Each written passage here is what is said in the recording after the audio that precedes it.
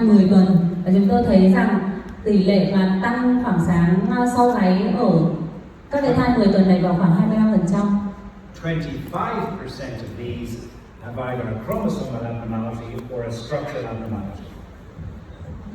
Em xin lỗi cái câu dịch trước, tức là người ta phát hiện được tăng khoảng sáng sau gáy ở lúc 10 tuần, và 25% trong số những cái thai mà có tăng khoảng sáng sau gáy này thì nó liên quan đến các cái bất thường về nhiễm sắc thể. So cell-free DNA blood test for genetic screening must not be included as a routine blood test in early pregnancy. We must do a scan before we draw blood. We must sit down and explain to the woman what the test does, what are the strengths and what are the weaknesses. Và như vậy thì cái xét nghiệm cfDNA ở tuổi thai 10 tuần không phải là cái xét nghiệm sàng lọc duy nhất, mà chúng ta vẫn phải đánh giá các cái bất thường về cấu trúc phôi thai ở cái thời điểm đó trước khi mà chúng ta lấy máu làm xét nghiệm, và phải giải thích cho người phụ nữ về các cái ưu điểm cũng như nhược điểm của các cái xét nghiệm này.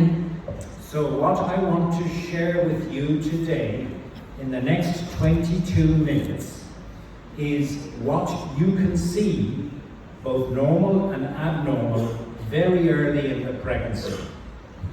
Những gì chúng tôi chuẩn bị chia sẻ trong vòng 22 phút tiếp đây đó là khi siêu âm sàng lọc ở tuổi thai từ 6 đến 10 tuần, các bạn sẽ thấy được những hình ảnh gì cả bình thường và bất thường. But at the very end of this talk, and I say it now as well, I do not recommend that you go out tomorrow and start making these diagnoses. Và một điều tôi muốn khẳng định sau bài trình bày này, và kể cả ngay từ bây giờ, đó là tôi không muốn ngay ngày mai khi các bạn bắt đầu làm việc, các bạn sẽ bắt đầu tiến hành những cái chẩn đoán này. Like you and me, I am learning. Và cũng giống như các bạn, bản thân tôi cũng vẫn đang tiếp tục học tập. And I am beginning to recognize that at 10 weeks and earlier, there is a small group I can make a certain diagnosis that I do not need another scan, and then there's another group where I need to scan at 13 weeks. Và tôi nhận thấy rằng là khi siêu âm sàng lọc ở tuần thai 6 đến 10 tuần thì số lượng những cái bất thường mà chúng tôi có thể đưa ra chẩn đoán mà không cần phải theo các cái lần thăm dò thăm khám tiếp theo nó rất là nhỏ. Vẫn còn rất nhiều các cái phát hiện bất thường mà cần phải kiểm tra lại ở những cái tuần thai tiếp theo. We have been doing this for 8 years, but it needs to be validated in population studies if we are going to roll it out as a screening test. Và chúng tôi đã thực hiện cái việc sàng lọc này trong vòng 8 năm, nhưng vẫn còn phải các cái đánh giá ở những quần thể nghiên cứu lớn hơn trước khi ứng dụng nó một cách rộng rãi. In a study in 2021 from our unit, we noted that the prevalence of malformation is much higher at 10 weeks when compared to later in the pregnancy. Và một cái nghiên cứu chúng tôi thực hiện vào năm 2021 thì chúng tôi nhận thấy rằng các cái bất thường ở tuổi thai 10 tuần có vẻ như có tỷ lệ cao hơn so với các cái giai đoạn thai kỳ sau. Let me start with the brain. Hãy bắt đầu với hệ thần kinh. These are pictures of fetuses between 8 to 10 weeks with acrania. Đây là hình ảnh siêu âm của thai từ 8 đến 10 tuần với thai vô sọ. We have now reached the point that at 10 weeks of gestation we are confident of making a diagnosis. Và hiện nay với tuổi thai 10 tuần chúng tôi khá tự tin về cái chẩn đoán của mình.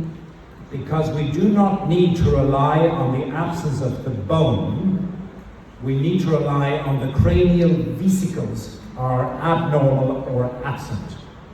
Bởi vì chúng tôi không dựa vào cái sự xuất hiện của cái xương sọ, mà chúng tôi dựa vào cái đánh giá về hình thái của bộ não, của phôi thai. This is starting at 10 weeks, 10 weeks, 8 weeks, 8 weeks, 10 weeks and 10 weeks. Another 6 embryos with acrania. Và đây là các hình ảnh của những cái phôi thai từ 8 đến 10 tuần khác nhau nhưng đều được chẩn đoán là thai vô sọ. When you scanned thousands of normal 8-week pregnancies, very quickly you realize when one is abnormal. Khi mà các bạn thực hiện siêu âm đến hàng nghìn ca phôi thai 8 tuần bình thường thì các bạn sẽ khá là dễ dàng để phát hiện ra một cái phôi thai nó bị bất thường ở tuần thai này. But we can move back even earlier. This is at 8 weeks of gestation, and my next slide is 7 weeks of gestation. Nhưng chúng tôi sẽ tiến lên sớm hơn. Những slide vừa rồi là nói về thai 8 tuần và bây giờ tôi sẽ nói về những phôi thai 7 tuần. This is what a normal embryo looks like at 7 weeks of gestation. Đây là hình dạng của một cái phôi thai bình thường ở tuần thai thứ 7. The head end of the embryo is much larger when compared to the rump. Cái phần đầu của phôi thai thì nó to hơn rất nhiều so với cái phần đuôi. You can appreciate this on both 2D and 3D. Chúng ta có thể nhận ra điều này ở cả siêu âm 2 chiều và 3 chiều. At 7 weeks of gestation in acrania, the head end is the same size or irregular in outline. Và ở phôi thai 7 tuần mà thai vô sọ thì cái kích thước của phần đầu so với phần thân nó gần như nhau. Phần đuôi nó gần như nhau. And this is the same embryo with the surface rendered image at 7 weeks and 6 days. Và đây là cái hình ảnh phôi thai tương tự ở tuổi thai 7 tuần và 6 ngày. This was a monochorionic twin pregnancy with one embryo with acrania. The head end should be this size. Và đây là một trường hợp song thai với một thai được vô sọ và phần đầu của cái thai vô sọ hình dáng trông nó như thế này. That's abnormal. Đây là bất thường. This is abnormal. Đây là bất thường. I want to show you the difference between 7 and 8 weeks and 8 weeks in the same pregnancy. Tôi sẽ so sánh cho các bạn cái hình dáng phôi thai 7 tuần và 8 tuần ở trên cùng một thai. You can see that the head or cranial end is irregular in outline. Các bạn có thể thấy cái phần đầu của phôi thai nó bất thường. But at 8 weeks of gestation, it is much more certain. Ở tuần thai thứ 8 thì cái chẩn đoán này nó cũng càng chắc chắn hơn. Holoprosencephaly in allobar form is a serious abnormality and in most cases incompatible with survival. Và bất thường không phân chia não trước thì là một cái bất thường lớn và nặng nề của hệ thần kinh trung ương và thường là làm cho thai không sống được. There is a single anterior monoventricle Có duy nhất một não thất ở phía trước không phân chia. with a dilated fourth ventricle. Giãn não thất tư. This was a fetus with trisomy 18. A dilated fourth ventricle is a very strong marker for aneuploidy in the first trimester. Và cái phôi thai này là trisomy 18. Và cái việc giãn nó hình ảnh của các cái não thất giãn này nó là một cái gợi ý rất lớn cho việc bất thường về cấu trúc di truyền. This is a 3D inversion analysis using vocal. This is the single anterior monoventricle. This is the dilated fourth ventricle. Và đây là cái dựng hình 3D sử dụng cái công nghệ vocal trên máy siêu âm trên cùng một cái phôi thai đó. Thì cái phần hình màu xanh ở phía trên chính là cái phần não thất duy nhất ở phía trước và phần màu đỏ ở phía dưới là phần giãn của não thất tư. I am more confident about making a diagnosis of holoprosencephaly than I am acrania. Do đó là tôi khá chắc chắn về chẩn đoán của mình. Đây là trường hợp không phân chia não thất hơn là thai vô sọ. This is another pregnancy at 9 weeks and 5 days, but it also has a proboscis. Và đây là hình ảnh của một cái phôi thai bất thường ở tuần thai thứ 9 và có cả mũi vòi voi. And encephalocele is the next major CNS abnormality that can be picked up very early in pregnancy. This is an embryo at 9 weeks and 1 day with an encephalocele. Và tôi nói đến một bất thường về hệ thần kinh trung ương tiếp theo mà có thể phát hiện ở cái tuổi thai nhỏ như này. Trên hình ảnh các bạn quan sát thấy là một cái phôi thai 9 tuần và có thoát vị não.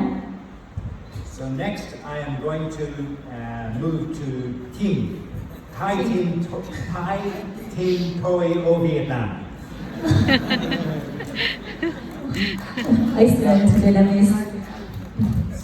Tiếp theo là tôi sẽ nói về phần tim thai. So looking at the four-chamber view of heart, this measures 3 millimeters by 4 millimeters at 8 weeks. Và hãy nhìn vào cái tim thai của một cái phôi thai 8 tuần. Ở tuổi tuần thai này thì kích thước của nó vào khoảng 3 mm mỗi chiều. The atria are much larger in compared to the size of the ventricles. Like a chick heart, this is normal. The big atria that enclose the heart at 8 weeks. Okay. Tức là những cái hình ảnh bất thường của tim thai quan sát thấy được lúc thai 8 tuần. This is an example of a fetus with a cardiac exstrophy. Đây là một ví dụ của thai có tim nằm ngoài lồng ngực. The first clue is bilateral hydrothoraces. Và manh mối đầu tiên đó là tràn dịch màng phổi hai bên. Bilateral hydrothoraces are a very strong marker for cardiac exstrophy. Và tràn dịch màng phổi hai bên nó cũng là một cái dấu hiệu gợi ý khá là đáng tin cậy trong chẩn đoán của tim ngoài lồng ngực. Quite frequently in cardiac exstrophy, the anatomy of the heart is abnormal. Và cùng với cái việc vị trí của tim nó bất thường thì cái cấu trúc về giải phẫu của tim nó cũng bất thường. There are two atria and a single cardiac ventricle. Two atria. Two atria and a single cardiac ventricle. Cấu trúc tim nó chỉ gồm có hai nhĩ và một thất. This is a condition that is incompatible with survival. Đây là một cái bất thường mà tỷ lệ sống rất thấp. A diagnosis that we can make at 8 weeks and 5 days, not at 13 weeks of gestation. Và chúng tôi có thể chẩn đoán được từ rất sớm, từ tuổi thai 8 tuần 5 ngày chứ không phải là từ tuổi thai quý 2 của thai kỳ. This shows the 3-vessel tracheal view in a 10-week embryo. Đây là mặt cắt ba mạch máu khí quản ở phôi thai 10 tuần 5 ngày. The baby also has an increased nuchal translucency. Và đồng thời cái phôi thai này nó cũng có tăng khoảng sáng sau gáy. You should never see reverse flow, using forward flow, reverse flow, forward flow, reverse flow. Các bạn sẽ nhìn thấy những cái dòng chảy đến và đi. In both the duct and the aorta. Ở cả động mạch chủ và ống động mạch. Commonly associated with trisomy 18.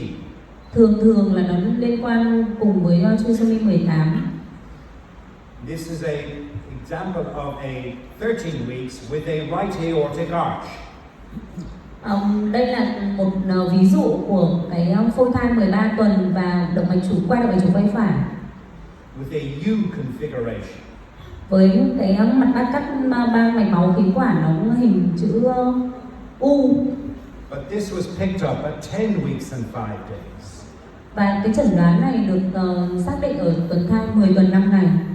This shows you a heart with slow flow technology with a normal 4-chamber but a right aortic arch. Và hình ở các cái video ở phía bên tay phải thì sử dụng kỹ thuật siêu âm đong đưa dòng chảy chậm và cho thấy hình ảnh tim 4 buồng ở một cái thai bình thường phía bên tay trái và hình ảnh bất thường trong quai động mạch chủ quay phải. These are the same patient. Ở cùng một bệnh nhân.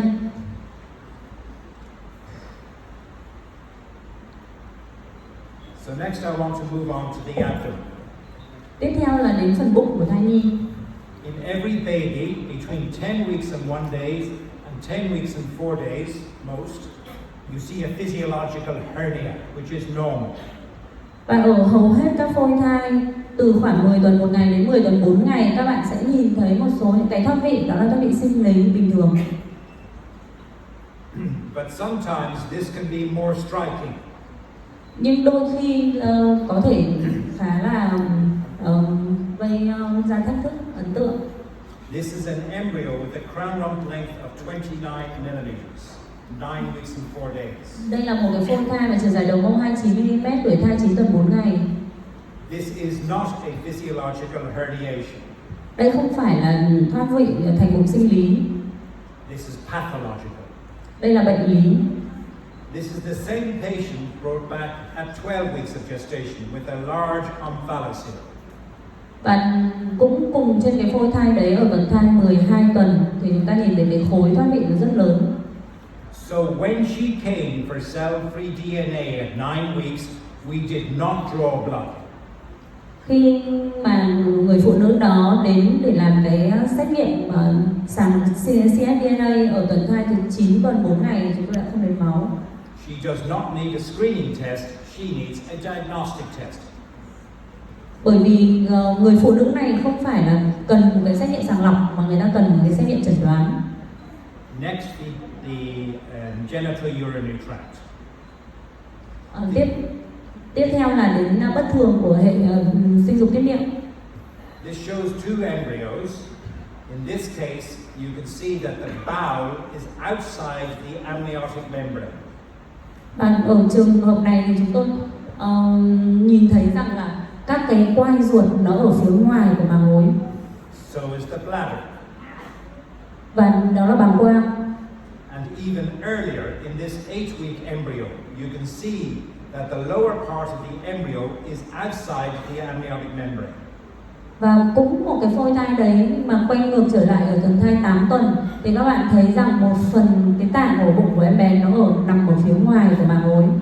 There is cardiac exstrophy and the liver is out. Cardiac exstrophy. Yes. Đấy là trường hợp mà tim nó nằm ngoài lồng ngực và gan nó cũng ra ngoài. This is a patient I saw very recently at 10 weeks of gestation, and I asked you the question. I want you to tell me what is the problem. Và cũng bệnh nhân đấy đến thăm khám lại vào thời điểm thai 10 tuần. Tôi muốn hỏi các bạn một câu hỏi là cái phôi thai này nó có vấn đề gì? You all see that there is an increased nuclear translucency, yeah? Tất cả các bạn đều nhìn thấy rằng khoảng sáng sau này nó tăng. But what's the other problem? Và các vấn đề khác là gì? You also see the liver is out. You also see the bladder is out. But the heart is not in the chest. The heart is in the abdomen. This is also cardiac exstrophy. Các bạn nhìn thấy rằng là gan ra ngoài, bàng quang ra ngoài. Tuy nhiên tim thì không nằm ở trong lồng ngực mà tim nằm ở trong ổ bụng. She does not need NIPT. She needs an invasive test.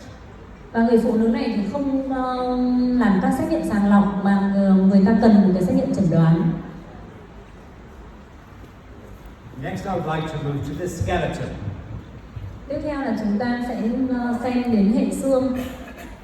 This shows an example of a fetus where one hand is normal and the other with a fixed flexion deformity and missing thumb. Và đây là một hình ảnh cái phôi thai với một cái tay thì bình thường và một cái bàn tay nó bị gập xuống và mất ngón cái. You can see 5 fingers at 9 weeks. You can see it at 10 weeks. The feet is very difficult. Các bạn có thể nhìn thấy 5 ngón tay bắt đầu từ tuần thai thứ 9 và các bạn nhìn thấy ở tuần thai thứ 10. You can see the hand is abnormal with the fixed flexion deformity. Trên cái hình dựng hình 3D các bạn có thể nhìn thấy cái tư thế của bàn tay nó cũng bất thường, nó gập xuống. This is 9 weeks and 5 days in a twin pregnancy with ectrodactyly. Và đây là một cái hình ảnh cái phôi thai ở tuần thai thứ 9 và với hình ảnh bất thường tư thế của chi trên, tức là bàn tay nó bị chẽ ngón. This patient needs a deep genetic testing, needs checking for ectrodactyly ectodermal syndrome. Và vì thế người phụ nữ này cần phải có một cái xét nghiệm chẩn đoán về những cái bất thường liên quan đến tật chảy ngón. This is a patient at 9 weeks with polydactyly, the same patient that had holoprosencephaly that I showed you earlier. Và đây là hình ảnh phôi thai lúc 9 tuần với thừa ngón. Và đây chính là cái phôi thai mà bị không phân chia não trước mà tôi đã trình bày ở cái phần bất thường về hệ thần kinh trung ương. But much more difficult is polydactyly of the feet. Và thừa ngón cả ở bàn chân. This patient also had the IOES complex. IOES syndrome. This is a patient with Hội chứng isolated. IOES. Sorry, again. This is a patient just had polydactyly, nothing else. Và cái phôi thai này thì chỉ có tật thường ngón thôi, đơn độc và không kết hợp với các cái bất thường nào khác. And and it was only present on one hand and everything else was normal. Và chỉ bị ở một bàn tay, còn tất cả các vấn đề khác thì đều bình thường. The same patient brought back at 13 weeks. Và bệnh nhân đó quay lại vào lúc 13 tuần. This shows you the power of transvaginal ultrasound with high frequency early in pregnancy. Và chúng tôi đã tiến hành siêu âm qua đường âm đạo, và các bạn sẽ thấy được cái ưu điểm rất lớn của siêu âm qua đường âm đạo để đánh giá bất thường hình thái thai ở giai đoạn sớm, do là cái đầu dòng độ phân giải cao. If you look, you will find. Nếu mà tìm thì sẽ thấy ạ. This is an embryo at 9 weeks and 6 days with a central facial cleft and an increased nuchal. Đây là một cái phôi thai 9 tuần 6 ngày, và chúng ta thấy một cái khe hở lớn ở mặt và tăng khoảng sáng sau gáy. This is the same patient back at 12 weeks and 6 days. Và bệnh nhân quay trở lại vào lúc 12 tuần 6 ngày. I'll finish up with twin pregnancies. Và tôi sẽ kết thúc bằng song thai. This is an example of a conjoined twin pregnancy Đây là ví dụ của song thai dính nhau at 8 weeks of gestation. ở cái lúc thai 8 tuần. You can make a certain diagnosis of thoraco-omphalophagus conjoined twins. Các bạn có thể đưa ra chẩn đoán khá là chắc chắn về vị trí dính nhau, dính ngực, bụng. There is no mistaking that diagnosis. It is certain. Và sẽ không có sai lầm nào trong cái chẩn đoán này là chắc chắn. This is in a case from over 15 years ago, Đây là một trường hợp cách đây khoảng hơn 15 năm, showing a color stick examination of a single heart but two heads. và chúng tôi dựng hình lại bằng công nghệ stick trên máy siêu âm. Chúng ta có thể thấy rằng song thai có chung một tim nhưng mà hai phần đầu. A certain diagnosis we made 11 years ago. 11 years ago. Okay. Và chúng tôi đã chẩn đoán chắc chắn những trường hợp này cách đây 15 năm rồi. This is a patient I saw earlier this year. Và đây là một trường hợp mà tôi đã làm vào khoảng đầu năm nay. The CRL is 7 weeks and 4 days. Tuổi thai là 7 tuần 4 ngày. And you tell me what's the problem. Các bạn hãy nói cho tôi biết vấn đề là gì. When you rotate the volume on the y-axis, Nếu như mà các bạn chỉnh cái vận tốc của cái trục ngang, you appreciate that there are two heads. các bạn sẽ nhìn thấy là có hai phần đầu. And you also see the tiny limb buds. There are 8. Và các bạn sẽ nhìn thấy những cái phần chi rất nhỏ, bởi vì phôi thai ở tuần thứ 8, thứ 7. This is a patient who was referred in Simon. Is this an ectopic pregnancy? That was the question. Tức là một cái thai đấy nó có làm tổ ở đúng vị trí hay không? Đấy là vấn đề. And the answer is no. This is a T-shaped uterus with a pregnancy inside the uterus. Okay. Và khi mà chúng tôi đánh giá thăm dò thì tử cung của người mẹ là tử cung hình tim, và cái phôi thai nó nằm ở. But if you look closely at the embryo, you appreciate it is a conjoined twin pregnancy. Nhưng mà nếu khi mà các bạn zoom lên và các bạn nhìn và quan sát kỹ hơn ở cái phôi thai, các bạn sẽ nhìn thấy đấy là song thai dính nhau. It is not joined at the head, it's joined at the rump. Nó không dính nhau ở phần đầu mà dính nhau ở phần hông, tiểu khung. This is another example of joined at the rump, ischiophagous conjoined twin. Và đây là một cái ví dụ khác của một trường hợp song thai dính nhau ở phần dưới. Another case that we saw last year, a conjoined twin showing you the skeletal render. You can work out the mixing of the bony elements. Và đây là một cái ví dụ khác của song thai dính nhau ở tuần thai thứ 10, và khi mà sử dụng các cái công nghệ dựng hình ở trên máy siêu âm thì sẽ thấy được cái phần dính nhau về phần xương.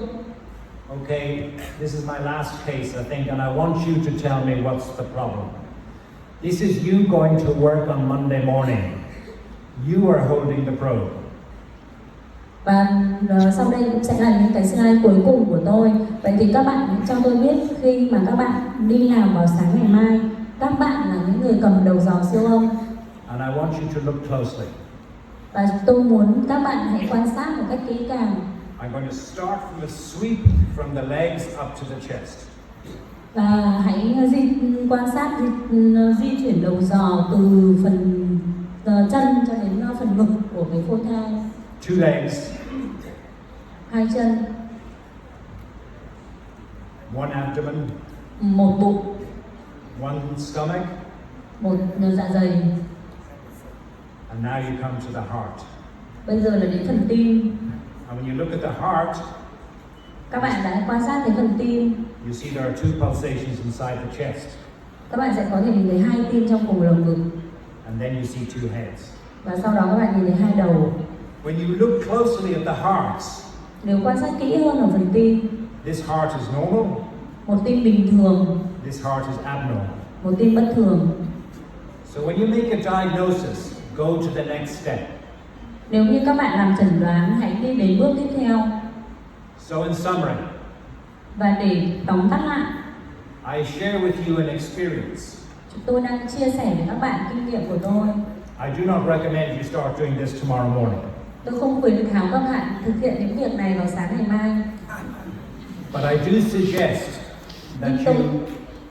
do suggest you consider the concept Nhưng tôi gợi ý các bạn rằng các bạn hãy cân nhắc về các cái khái niệm này of separating genetic testing from morphology testing, and I'll tell you why.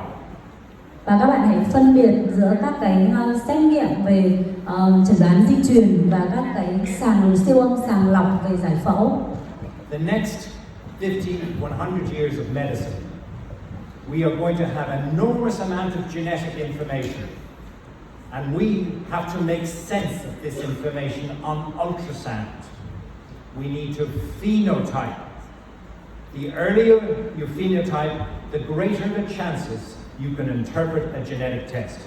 And that's why I recommend a scan at 10 weeks and a scan at 13 weeks, and separating genetics and doing it as early as possible so you give the greatest chance of phenotyping. Và các bạn hãy tưởng tượng rằng trong vòng 50 năm hoặc 100 năm tiếp theo, y học sẽ có những dữ liệu và những cái xét nghiệm khổng lồ về các cái vấn đề bất thường di truyền, và do đó các bạn hãy phân biệt những xét nghiệm về di truyền và những cái siêu âm sàng lọc chẩn đoán trước khi làm các cái xét nghiệm đó, để các bạn có những cái dữ liệu về kiểu hình của cái phôi thai trước khi mà có những cái kết luận về di truyền. Come on. Xin trân trọng cảm ơn.